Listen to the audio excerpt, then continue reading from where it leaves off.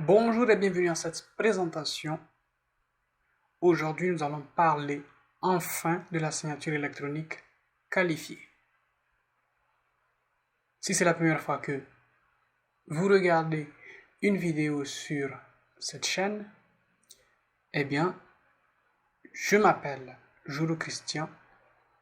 Je suis coach, consultant et formateur juridique en blockchain, mais surtout en contrat intelligent. Aujourd'hui donc, nous allons ensemble avoir pour objectif de comprendre la signature électronique qualifiée d'une part et d'autre part son implémentation possible dans la blockchain. Et nous partons donc d'une définition.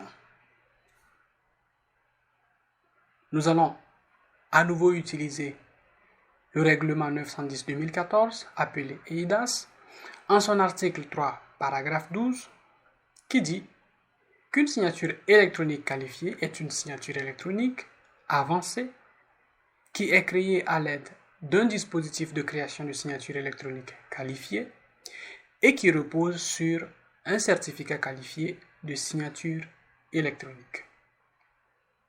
En d'autres termes, c'est une signature électronique qui assure le niveau maximum de sécurité et sursaut juridique en offrant un certificat accordé par un prestataire de services de confiance qualifié, appelé en abrégé PSCQ.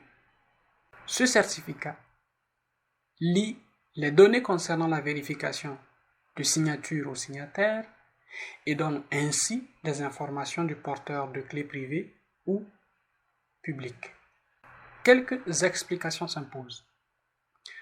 Pour être juridiquement viable, une signature électronique qualifiée doit au moins avoir, par défaut, toutes les caractéristiques d'une signature avancée, à savoir remplir les 4 conditions suivantes: être liée de manière univoque au signataire, permettre d'identifier le signataire, avoir été créée à l'aide des données de création de signature que le signateur peut, avec un minimum de confiance élevée, utiliser sous son contrôle exclusif, et enfin, être lié aux données associées à cette signature de telle sorte que toute modification ultérieure des données soit détectable. Il y a tout de même une 5e condition supplémentaire de dispositif de création de signature électronique qualifiée qui repose sur un certificat qualifié de signature électronique. Dans le cas de la blockchain, comme cité précédemment, concernant la signature électronique avancée, le fait qu'il manque par défaut une identification exacte de son utilisateur, voire à nouveau pseudonymat ou anonymat des adresses publiques des wallets, constitue un premier frein dans la considération d'une signature blockchain comme étant qualifiée. Ensuite, nous avons l'absence d'un tiers de confiance qui prendrait la responsabilité dans la fourniture de la base technique. Tiers de confiance qui, je le rappelle, doit être certifié par l'État. Le monde de la blockchain, il faut le savoir et je ne cesserai de le répéter, a horreur de tiers de confiance qui parfois non seulement alourdissent le système, mais participent à sa complexification. De ce qui découle de ces explications, il y a des risques. Et le plus grand risque cité plus haut, c'est le fait que le règlement 910-2014, comme dans d'autres cas, par exemple le RGPD, entre en total conflit avec les nouvelles technologies qui de plus en plus ont tendance à se passer ou à vouloir se passer de tiers de confiance en fonctionnant par notamment des algorithmes autonomes ou automatisés d'une part et par open source d'autre part. C'est par exemple le cas de la plupart des grands projets de cette dernière décennie, exemple du Bitcoin, d'Ethereum, des wallets MetaMask, etc. En conclusion,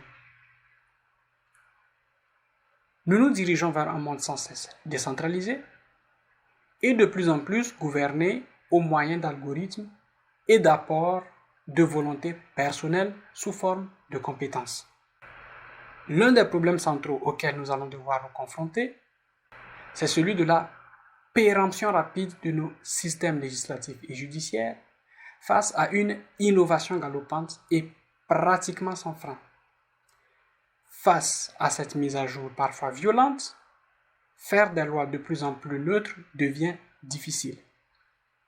D'où aujourd'hui la nécessité de mettre en place des sandbox ou littéralement traduit des bacs de sable pour permettre aux entrepreneurs de travailler et développer de nouvelles applications à partir de nouvelles technologies dans un environnement sain.